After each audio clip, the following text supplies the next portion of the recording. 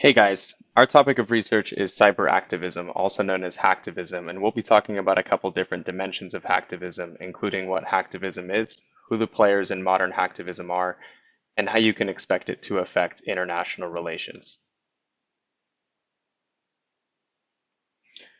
Cyber activism, also known by the more popular moniker hacktivism, is the act of using digital media tools like computers, mobile phones, or the internet to advocate for political or social change.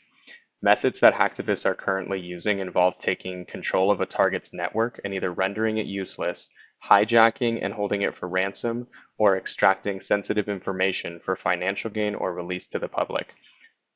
Some of the most recent icons in the world of cyber activism are Anonymous, a secret society of hackers who have taken on everyone from the Ferguson Police Department to Hillary Clinton to ISIS.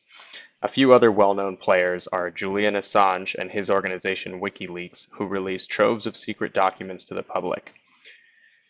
Another very popular hacktivist in recent history is Edward Snowden, a former NSA contractor who successfully released thousands of embarrassing and incriminating documents implicating the US government and our allies.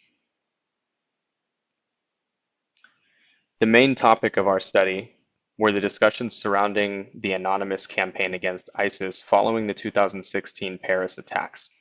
Basically, Anonymous took down all of ISIS's social media infrastructure that they used to recruit and spread propaganda. Critics of Anonymous claim that their efforts came nowhere even close to crippling a globally synthesized organization that conducts mass acts of terrorism in almost every continent on the globe.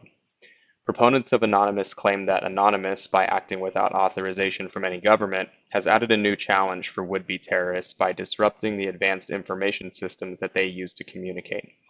Some would say Anonymous is attacking ISIS information pipelines with more efficacy than all the US armed forces and intelligence agencies combined. Because Anonymous does not align itself with any world power, it is difficult for ISIS to fight back against their cyber attacks.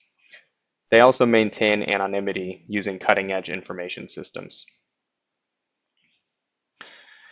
Some of the different designations of hacking efforts are outlined here.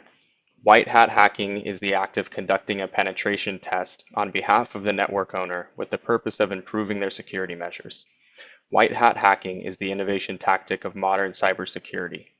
Gray hat hacking involves the same things as in white hat hacking, except gray hats do it without express approval from the network owner.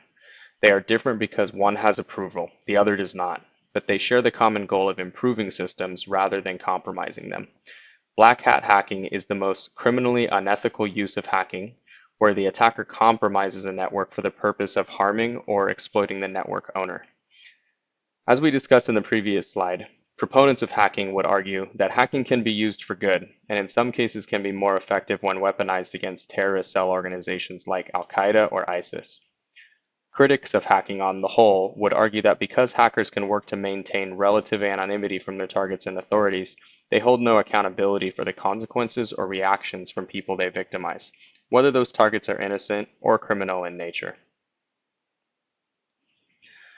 Based on our research, the policy recommendations we have for the Department of Homeland Security is to develop a program that converts convicted, suspected, or emerging hackers into part of a coordinated cybersecurity team working for the US government and its allies.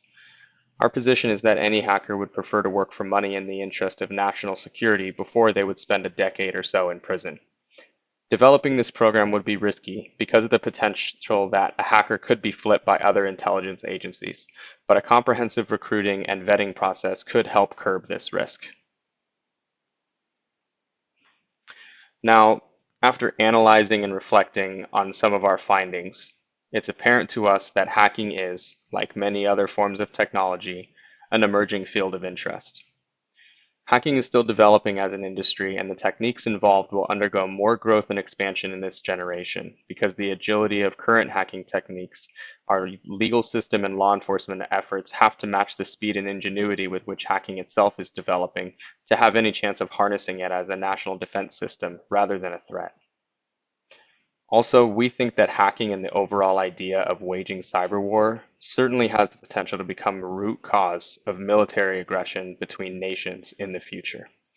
We have already seen that possibility play out in our most recent elections, as well as in the current and diplomatic climate with developing nations like China.